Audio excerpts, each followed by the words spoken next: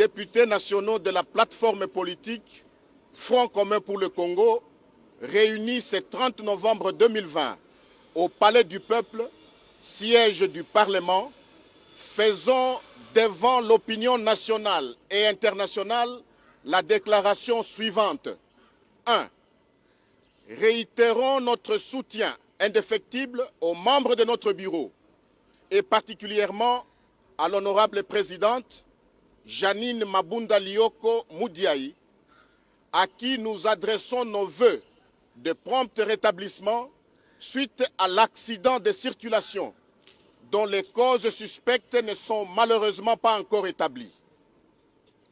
Il est inacceptable qu'en 2020, la première femme élue à cette haute fonction soit régulièrement victime d'un harcèlement politique d'une extrême violence par des attaques personnelles et des remarques sexistes d'un autre âge. 2. Prenons acte de l'ordonnance du Conseil d'État rendue le 23 novembre 2020 déclarant irrecevable la requête de notre collègue Fabrice Puela.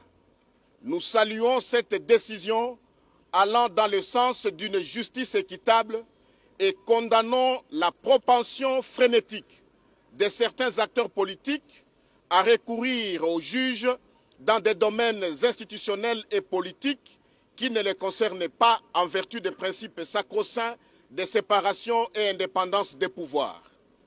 Ces pratiques condamnables de judiciarisation à outrance des questions politiques sont un danger pour la stabilité et l'efficacité de notre système politique. 3.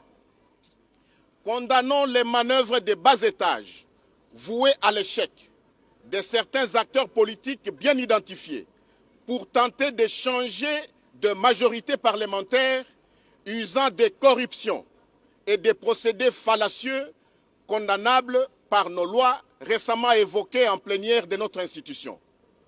Vouloir acheter la conscience d'un élu légitime du peuple, c'est affaiblir la bonne gouvernance et la démocratie congolaise et biaiser la volonté du souverain primaire, seul détenteur du pouvoir au terme de l'article 5 de notre Constitution.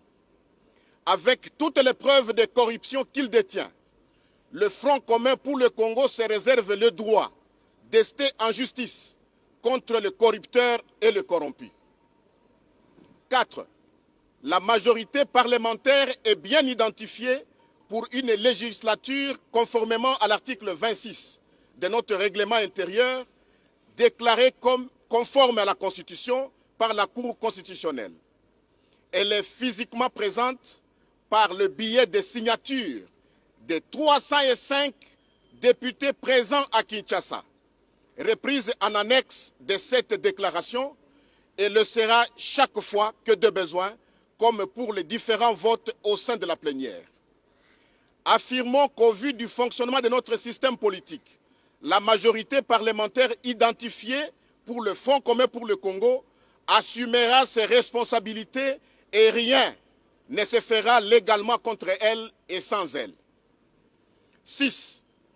Appelons tous les acteurs institutionnels et politiques à œuvrer pour la stabilité des institutions et la préservation du pacte républicain en ne prenant pas des initiatives qui énerveraient les dispositions de notre unique loi suprême, notre loi des lois, à savoir la Constitution. Le respect de la Constitution s'applique à tous, sans exception.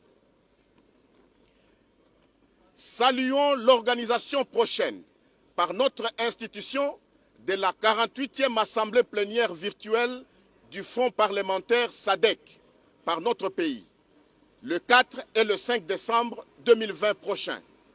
Pour la première fois, depuis la création de cet organe de notre communauté économique régionale d'Afrique australe, c'est une marque de confiance importante envers notre pays, notre peuple dont nous sommes les représentants légitimes et notre institution.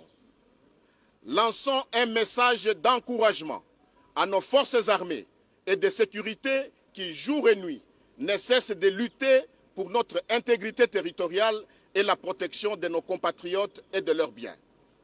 Enfin, réitérons notre appartenance sans faille au Front commun pour le Congo, à son autorité morale, le président de la République honoraire Joseph Kabila Kabange, et aux valeurs qu'il défend pour le bien-être de nos populations.